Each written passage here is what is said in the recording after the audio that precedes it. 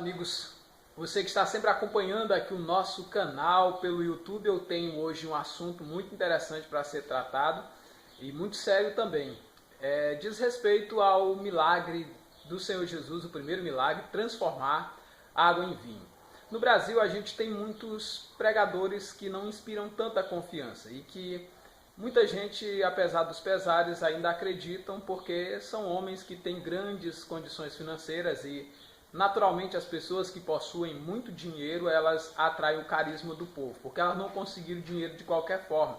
Elas são boas empreendedoras, elas fazem grandes investimentos. Podemos questionar se as fontes, se a maneira como elas investem seu dinheiro é correto ou não, mas é inegável o sucesso dela no mundo dos negócios, ainda que envolvendo de forma descabida, desonesta e improcedente ou sem decoro algum a palavra de Deus. A gente não vai aqui tentar negar ou ofuscar a grandeza dessas pessoas em termos materiais, terreno, humanamente falando. Mas nós podemos aqui avaliar algumas coisas. O seu Edir Macedo, ele falou recentemente na mídia que, com base no seu próprio coração, ele disse que o ser dele não conseguia aceitar o fato de que o primeiro milagre que Jesus Cristo fez foi transformar água em vinho. E ele pergunta, pessoal, isso ajudou as pessoas em quê? Por que ele não curou um enfermo? Por que ele não expulsou um demônio? Por que ele não fez, etc. Mas logo transformar água em vinho, qual a utilidade disso? Em que isso melhora a vida das pessoas, se não apenas alegrar uns poucos convidados para a festa? E ele vai dizer que é inaceitável que ele, Jesus, tenha transformado água em vinho e não tenha transformado a vida de pessoas. Dizer essa frase dessa maneira é um ataque beligerante e inconsequente à pessoa de Jesus. Aí já começa uma grave e séria situação desse homem para com o Senhor Jesus. Mas uma outra coisa que eu quero focar é que ele não examinou as Escrituras como servo. Ele examinou as Escrituras como se ele fosse concorrente do Senhor Jesus, que ele tivesse para sentar numa cadeira onde ele estava tomando a sucessão de Cristo, e Cristo, como um papa que diz ser infalível, ele então diz, agora eu vou desbancar esse Cristo. E ele começa a ter essa ocupação.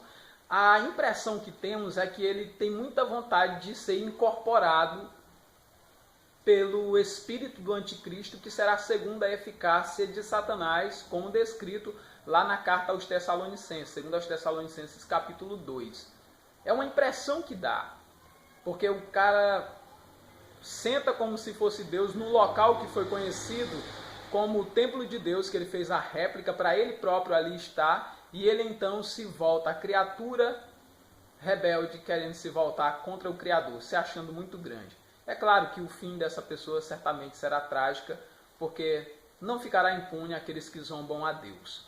Eles terão a sua devida e merecida recompensa.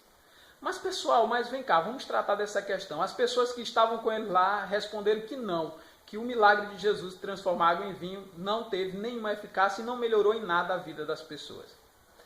Na verdade, se ele tivesse continuando lendo o próprio livro de onde ele leu essa experiência da água transformada em vinho, e chegado lá no capítulo 20, ele teria a resposta.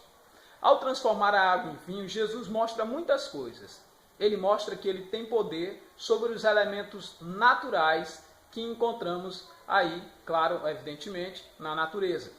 Ele mostra o seu poder sobre as águas. Ele mostra o seu poder de transformar as coisas, de mudar o estado original de qualquer coisa que está diante dos seus olhos, pela força do poder do Eterno.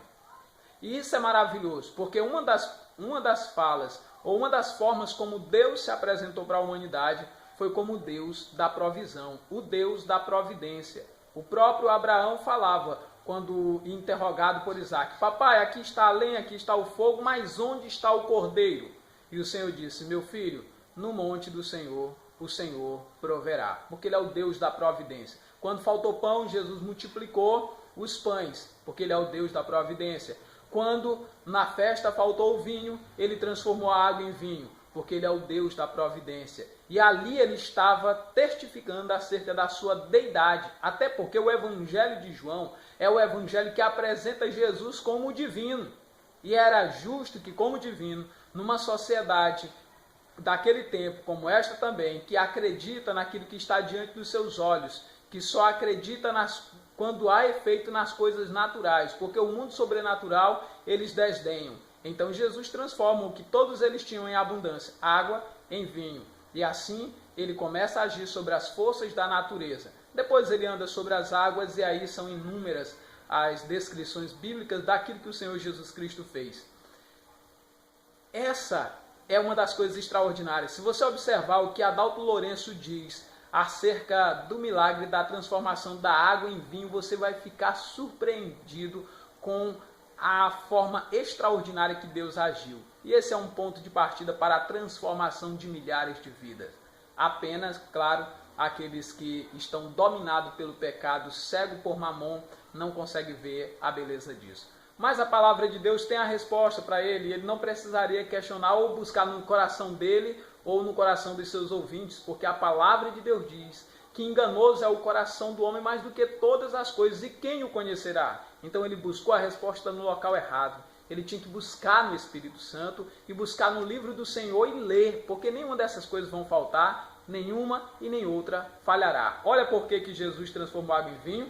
Diz aqui João 20, 30 e 31, diz assim: na verdade, Jesus fez diante dos discípulos muitos outros sinais que não estão escritos neste livro. Estes, porém, foram registrados para que creias que Jesus é o Cristo. Olha só, para que o milagre da água em vinho, para que as pessoas cresçam que Jesus é o Cristo, o Filho de Deus, e para que crendo tenham a vida em seu nome. Ter a vida eterna é a maior das riquezas que alguém pode ter. O jovem rico disse: Senhor, como eu farei para ter a vida eterna? E outros disseram, e o nosso Senhor Jesus Cristo os instruiu. Sabe qual é o propósito? É porque Jesus, ele quer nos dar a vida eterna quando cremos no seu nome e o respeitamos. Se ele é o Senhor, onde estará a honra? Se ele é servo, então obedecemos.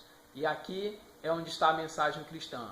Importa que o nosso Senhor Jesus Cristo cresça nas nossas vidas e que nós diminuamos. E não que falsos profetas orgulhosos tentam diminuir a pessoa de Jesus. Um forte abraço, logo logo estamos de volta com mais uma publicação.